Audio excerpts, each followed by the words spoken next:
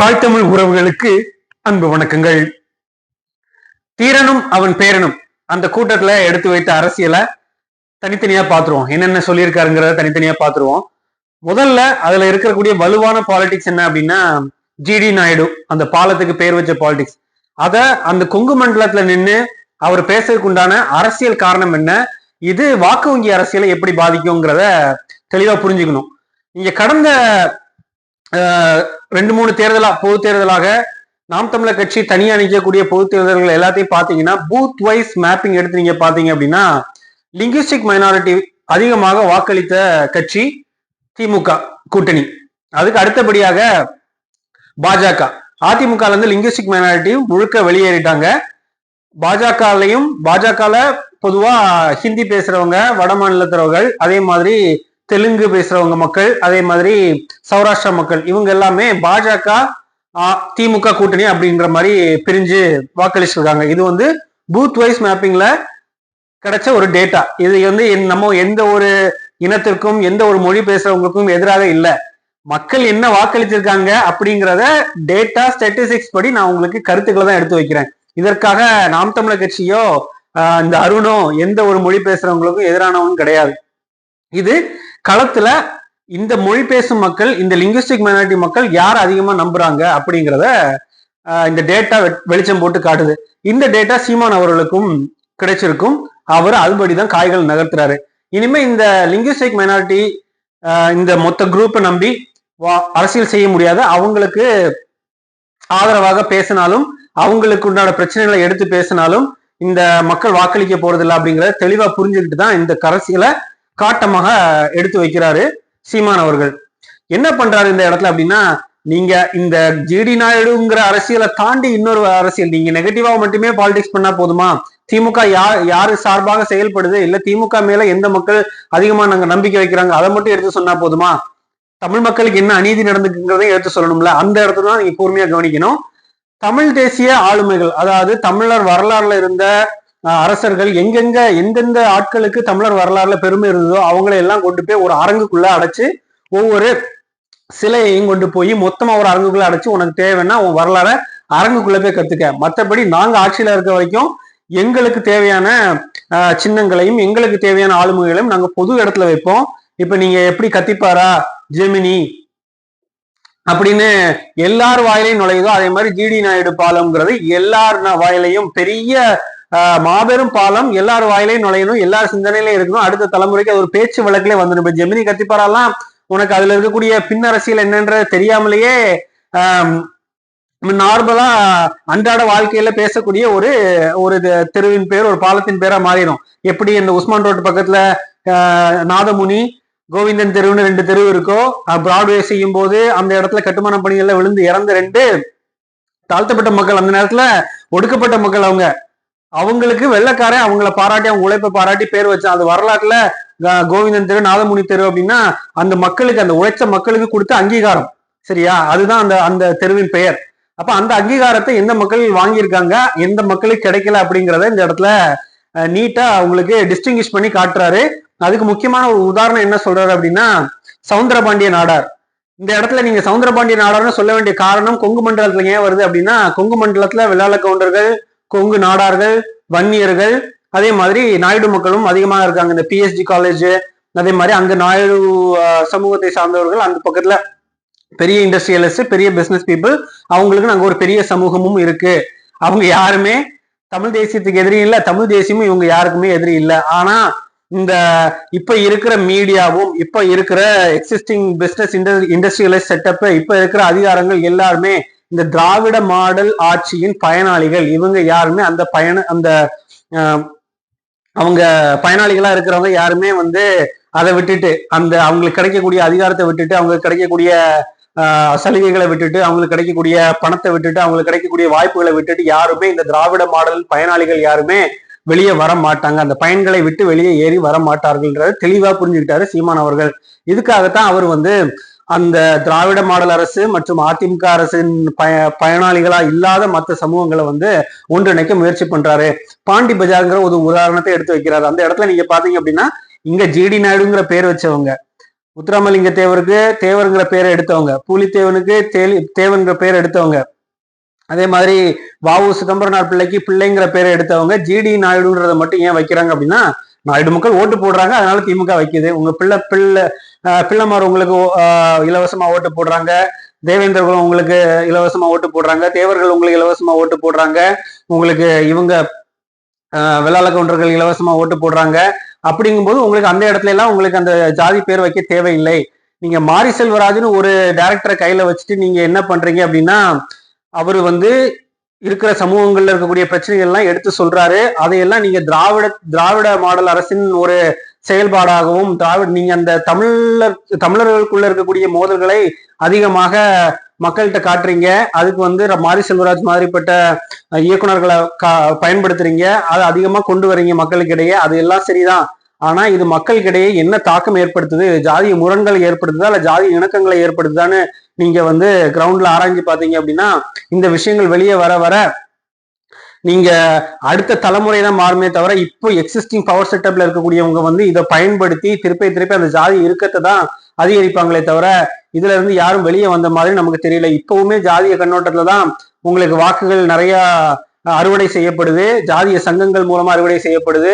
இதுக்கெல்லாம் காரணம் நீங்க ஏன் ஜாதிய சங்கங்கள் மூலமா அறுவடை செய்யக்கூடாதா அப்படின்னு கேட்டா, நீங்க அது தமிழர்களை மட்டும் நீங்க வந்து ஜாதியா பிரிக்கிறீங்க. ஆனா லிங்குவிஸ்டிக் மைனாரிட்டி சொல்லி மொத்தமா எல்லாரும் அவங்களுக்குள்ள இருக்கிற ஜாதிய முரண்பாடுகளை யாரும் பேசுறது கிடையாது, அதை பத்தி படமும் எடுக்கிறது கிடையாது. அதை பத்தி படம் எடுத்தா மாரி செல்வராஜ் அவர்கள் சொன்ன மாதிரி சென்சாரோ அவர் சொல்ற மாதிரி அவரோட அரசாங்கமோ இதெல்லாம் அனுமதிக்குமா, ரெட் ஜெயிண்ட் அனுமதிக்குமா? உங்களுக்கு நான் மாரி செல்வராஜ் அவர்களை உண்மையிலேயே நான் பாராட்டுறேன். அவரோட வழியை எப்பவுமே ஒரு கிரியேட்டர் வந்து அவர் கடந்து வந்த பாதைகள் அவரோட வழியை எடுத்து பிரதிபலிப்பாரு அவரோட படைப்பின் மூலமாக. அதுதான் ஒவ்வொரு படைப்பாளியின் அடிப்படை வேலையே அதுதான். அந்த சமூகத்துல அவன் சந்திச்ச, இப்ப நானே உங்கள்ட்ட பேசுறேன் அப்படின்னா நான் சந்திச்சு வந்த விஷயங்களை தான் எடுத்து வைக்கிறேன், அதை வந்து ஒரு எடுத்துக்காட்டா காட்டுறேன், அதை நிறைய விஷயங்கள் கூட ரிலேட் பண்றேன், பாலிடிக்ஸ் கூட ரிலேட் பண்றேன். அதே மாதிரி தன் கையில இருக்கக்கூடிய ஒரு மிகப்பெரிய ஆயுதமான திரைப்படத்தை வந்து அவரு அந்த கிரியேட்டிவிட்டியை அவர் வாழ்க்கையில் நடந்த சம்பவங்கள், கிராமத்துல இருக்கக்கூடிய பிரச்சனைகள்லாம் எடுத்து காட்டுறாரு. இது பல இடத்துக்கு வெளிச்சத்துக்கு வருது. ஆனா நமக்கு இருக்கிற கேள்வி என்ன அப்படின்னா, ஏன் தொடர்ந்து தமிழ் சமூகங்களுக்கிடையே இருக்கக்கூடிய முரண்பாடுகளை மட்டும் படமா வருது, ஏன் மற்ற மொழியில வந்து முரண்பாடுகள் இல்லையா, இல்ல மற்ற மதங்கள்ல முரண்பாடு இல்லையா, அந்த முரண்பாடுகளும் அந்த படங்களும் ஏன் வெளியே வரமாட்டேங்கிறதா நம்மளுக்கு பெரிய கேள்வி. மாரி செல்வராஜை பாராட்டலாம், பாரஞ்சித்தை பாராட்டலாம். தமிழர்களுக்குள்ள வந்து இருக்கிற முரண்பாடுகளை தமிழ் சமூகங்கள்ல இருக்கக்கூடிய தாழ்த்தப்பட்ட சமூகங்கள், அதே மாதிரி இடைநிலை சாதிகளுக்கு இடையே இருக்கக்கூடிய முரண்களை எல்லாம் வெளிக்கொண்டு வர்றது மிகவும் பாராட்டுக்குரிய விஷயம்தான்.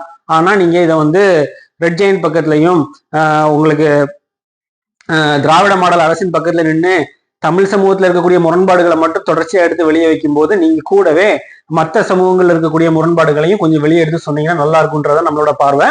இது மாரி செல்வராஜ் அவர்களுக்கு ஒரு கோரிக்கையாவே வச்சிருவோம். இல்ல அந்தந்த சமூகங்கள்ல இருந்து வர்றவங்க அந்த படத்தை எடுப்பாங்களான்னு பார்ப்போம். அதுக்கு நிச்சயமா வாய்ப்பு இல்லைன்னு நினைக்கிறேன், பார்க்கலாம்.